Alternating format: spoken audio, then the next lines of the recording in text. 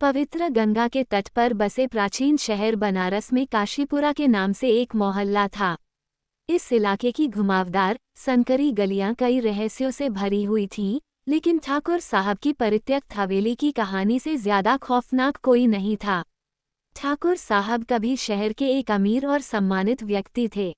उनकी हवेली, जटिल नक्काशीदार खंभों और मेहराबदार खिड़कियों वाली एक विशाल संरचना, उनकी भव्यता का प्रमाण थी। हालांकि उनके परिवार में कई रहस्यमय मौतों के बाद हवेली जीर्ण शीर्ण हो गई और अंततः उसे छोड़ दिया गया।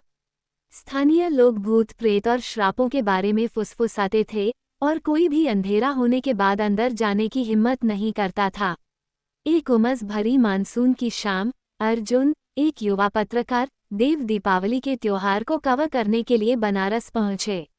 एक अतृप्त जिज्ञासा और स्थानीय किंवदंतियों के पीछे की सच्चाई को उजागर करने की इच्छा से प्रेरित होकर उन्होंने प्रेतवादित हवेली की जांच करने का फैसला किया।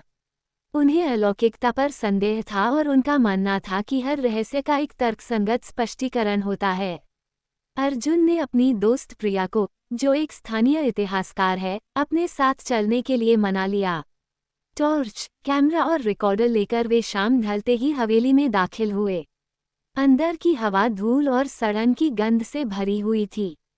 उनके कदमों की आवाज़ विशाल, खाली हॉल में गूंज रही थी, जिससे एक भयानक सिम्फनी बन रही थी।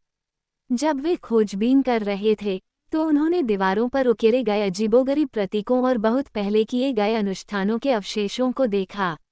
अचानक उन्होंने एक धीमी, मधुर गायन की आवाज़ सुनी।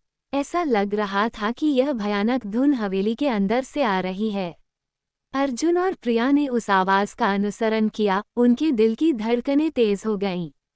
यह उन्हें एक भव्य हॉल में ले गया, जिसके एक तरफ एक बड़ा, टूटा हुआ दर्पण था। गायन तेज होता गया और जैसे ही वे दर्पण के पास पहुंचे, उन्होंने लाल साड़ी पहने एक आकृति देखी। उसकी आंखें खोखली और बेजान थीं, जो उन्हें घूर रही थी। प्रिया ने पुराने चित्रों से उस आकृति को पहचानते हुए चौंका दिया।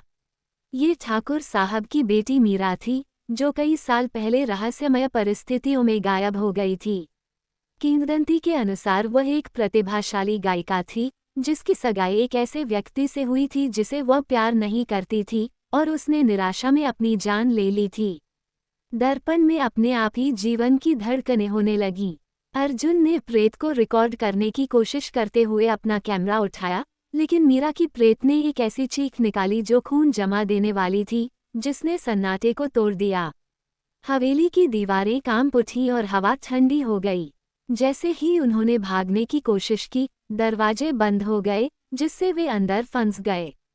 हताश, प्रिया को वे कहानियां याद आईं कि कैसे मीरा की आत्मा को उसका पसंदीदा राग बजाकर शांत किया जा सकता था।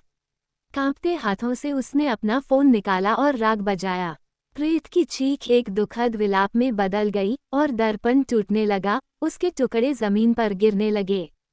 टूटे हुए टुकड़ों के प्रतिबिंब में उन्हें अतीत की झलकियां दिखाई दी, मीरा का जीवन, उसकी पीड़ा और उसकी असामयिक मृत्यु। अंतिम टुकड़े में ठाकुर साहब को दिखाया गया था। उनका चेहरा अपराधबोध से विकृत था। वे अपनी गलती का प्रायश्चित करने की उम्मीद में मीरा की आत्मा को बांधने के लिए काले अनुष्ठान कर रहे थे। राग के अंतिम स्वर के साथ मीरा की आत्मा धीरे धीरे लुप्त हो गई और पीछे शांति की भावना छोड़ गई। हवेली के दरवाजे चरमराते हुए खुले और अर्जुन और प्रिया रात में बाहर निकले। वे कांप रहे थे, लेकिन जीवित थे। ठाकुर साहब की हवेली पर अर्जुन का लेख सनसनी बन गया, जिसमें दुखद कहानी का खुलासा किया गया और उस अभिशाप को दूर किया गया, जिसने दशकों से हवेली को परेशान किया था।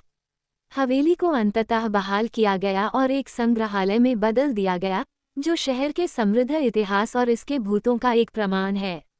लेकिन कुछ रातों में, जब चांद पूर्ण होता है और गंगा धीरे धीरे बहती है, स्थानीय लोग कसम खाते हैं कि वे अभी भी काशीपुरा की गलियों में मीरा की मनमोहक धुन सुन सकते हैं, जो बनारस की सतह के नीचे छिपे रहस्यों की याद दिलाती है।